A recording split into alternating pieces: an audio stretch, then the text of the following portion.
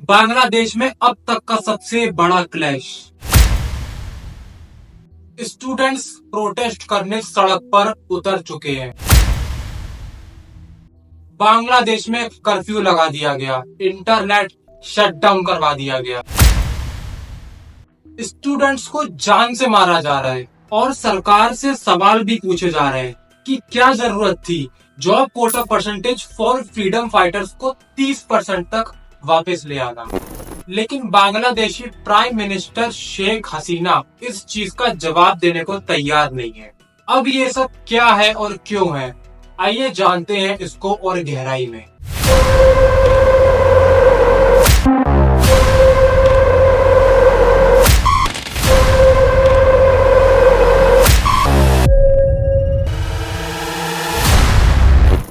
हाल ही में बांग्लादेशी स्टूडेंट्स अपने हक की लड़ाई लड़ने सड़क पर प्रोटेस्ट करने निकल चुके हैं।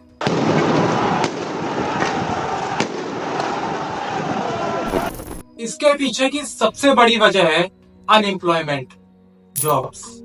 बांग्लादेश में नौकरियों की बहुत ही भारी मात्रा में कमी है। साल 1999 से 2023 तक अनएम्प्लॉयमेंट रेट बढ़ता ही गया है, कुछ ज्यादा फर्क देखने को नहीं मिला।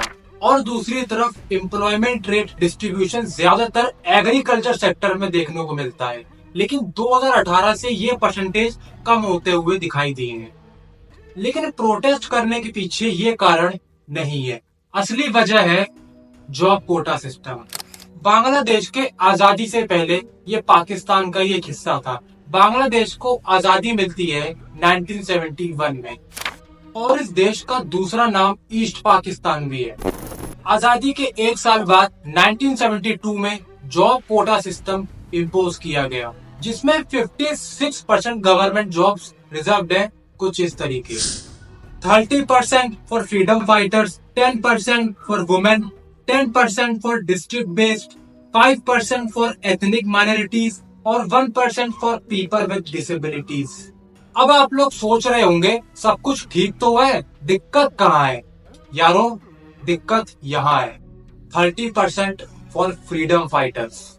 यानी सीधी सीधी भाषा में 56% में से 30% गवर्नमेंट जॉब्स 1971 की वॉर के फ्रीडम फाइटर्स, जिन्होंने बांग्लादेश को आजाद कराने में अपना योगदान दिया, उनके बच्चों के लिए और बच्चों के भी बच्चों के लिए 30% गवर्नमेंट जॉब्स रिजर्व्ड है। और बाकी 44% जॉब कैंडिडेट्स मेरिट बेस पर ही अपनी पोजीशन सिक्योर कर पाएंगे। ये सुन के किसको गुस्सा नहीं आएगा? यही कारण है बांग्लादेश का हर एक स्टूडेंट आग बबूला हो चुका है। अब इससे पहले भी इसी चीज को लेकर प्रोटेस्ट हुए हैं, लेकिन 2018 में इस जॉब कोटा सिस्टम के ऊपर स्टे लगा दिया गया था। लेकिन फिर से इसी साल जून की स्टार्टिंग में जॉब कोटा सिस्टम को वापस से इम्पोज कर दिया गया। और क्या जानते हैं बांग्लादेश की पीएम शेख हसीना ने इसको कैसे हैंडल करा?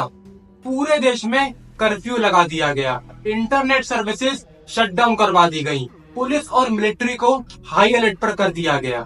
जो स्टूडेंट्स प्रोटेस्ट कर रहे हैं उनके ऊपर रबर बुलेट्स और टीयर गैस जैसे हथियारों से निशाना साधा जा रहा है। इस प्रोटेस्ट में 200 से ज्यादा स्टूडेंट्स अपनी जान गंवा चुके हैं, हजारों घायल हो गए हैं और 10,000 से ज्यादा अरेस्ट हो चुके हैं। मरने वालों में से कुछ स्टूडेंट्स 5 साल के भी थे। अब ये तो वो नंबर्स हैं जो हमें इंटरनेट और न्यूज में देखने को मिल रहे हैं। असल में ये गिनती और कई ज्यादा भी हो सकती है। अब शेख हसीना का इस चीज के ऊपर स्टेटमेंट आता है कि job quota reservation freedom fighters के लिए नहीं तो क्या रजाकार्स के लिए होगा? बांग्लादेश में रजाकार्स का मतलब देशद्रोही होता है। Prime Minister Hasina responded to a question in a press conference. If the children of freedom fighters do not receive quota benefits, who would get it? The children of Razakars? यानी इनडायरेक्टली अपने देश के विद्यार्थियों को ही देशद्रोही घोषित कर दिया। इतना सब कुछ होने के बाद सरकार को स्टूडेंट्स के सामने झुकना ही पड़ा और जॉब कोटा सिस्टम में कुछ चेंजेस भी करे। और वो चेंजेस ये है, 93% गवर्नमेंट जॉब्स का सिलेक्शन अब मेरिट बेस पर होगा, 5% for the children of freedom fighters, जो कि पहले 30% था और अब घटाकर 5% कर दिया गया। बाकी 2% इज फॉर एथनिक माइनॉरिटीज और पीपल विद डिसेबिलिटीज। लेकिन कोटा सिस्टम चेंज करने के बाद भी स्टूडेंट्स का प्रोटेस्ट करना जारी रहा, क्योंकि जितनी भी दिक्कतें पूरे बांग्लादेश ने इस प्रोटेस्ट के समय सहन करी, इंटरनेट शटडाउन, कर्फ्यू और इतना भारी मात्रा में वायलेंस, कई तो घायल हुए और कई की जान गई।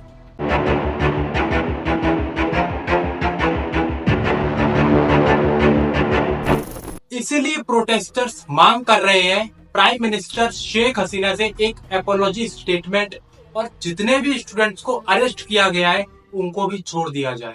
यहाँ तक कि बांग्लादेशी टीचर्स भी इस प्रोटेस्ट में अपनी आवाज उठा रहे हैं कि जितने भी स्टूडेंट्स ने इस वायलेंस में अपनी जान गंवाई। इसलिए कहते हैं गवर्नमेंट का मतलब ये नहीं जो मन में आया वो करते जाओ, क्योंकि जब जनता अपनी आवाज उठाएगी तब जवाब देना ही पड़ेगा।